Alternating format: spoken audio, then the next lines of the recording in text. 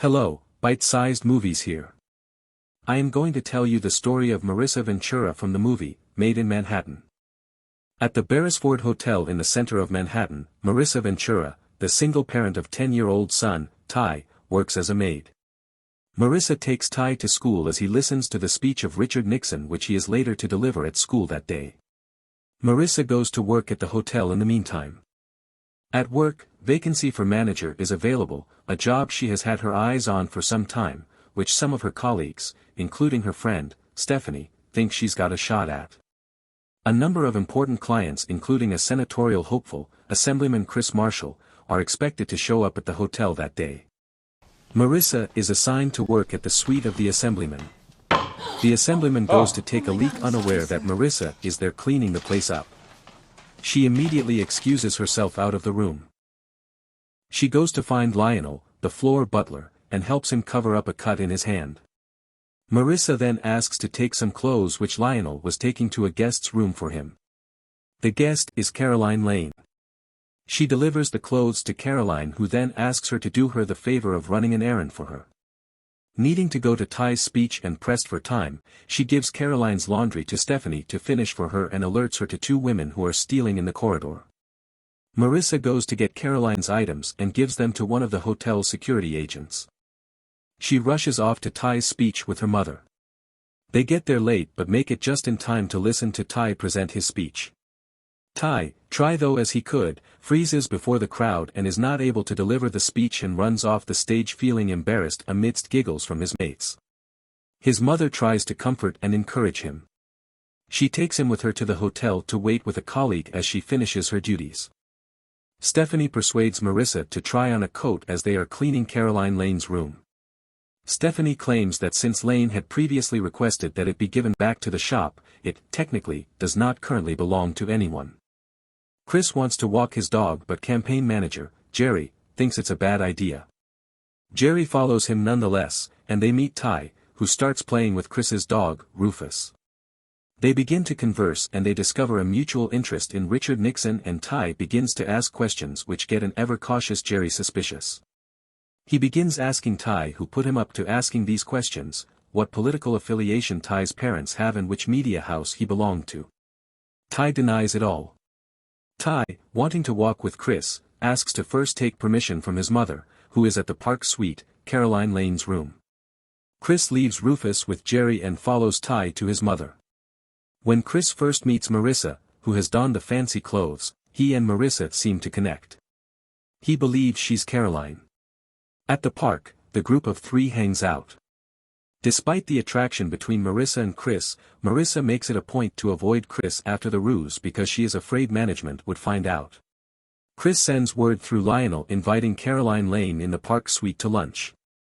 When Caroline is excitedly going through what to wear, Marisa, knowing it was actually she who was invited, nonetheless, gives Caroline a few tips. The real Caroline shows up to Chris's confusion. The lunch is served by Lionel and Marisa. Marisa does everything possible to make sure they don't see her face. He goes to Lionel to ask about the mistake Lionel had made, but Lionel insists on her being Caroline Lane. While this discourse ensues, Marisa is present in the room with her back turned as Chris describes her. Chris goes on to describe the Caroline Lane he expected who also has a son named Ty. Right there, Lionel knew who actually Chris sought. As she closes and heads home, Reef, one of the security agents at the hotel tells her he'd noticed what she'd done, wearing a guest's clothes. But all he wanted was a peck on the cheek from her to keep him quiet, which she did. Chris then tells Jerry that if he could find and get Marisa for him, he'd attend a function Jerry wanted him to and see Maddox, a man whose support they sought for Chris' senatorial bid. Jerry tasks Lionel to find Marisa. Marisa, present there, hides from Jerry's sight and is helped by her colleagues. Lionel advises her to attend the dinner and terminate the relationship quickly if she plans to work in hotel management in the future. She receives help from Stephanie and the hotel staff in getting ready for the evening by having her hair styled, borrowing a pricey dress, and dazzling jewelry. Marisa shows up at the event and many are impressed by her looks.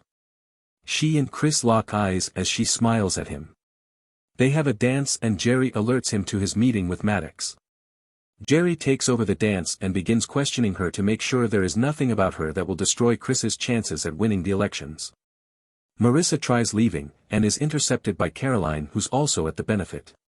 Caroline, whose intention is to know who her mysterious rival is, notices the expensive necklace adorning Marisa's neck, and asks if she is with Chris, to which Marisa doesn't give an answer.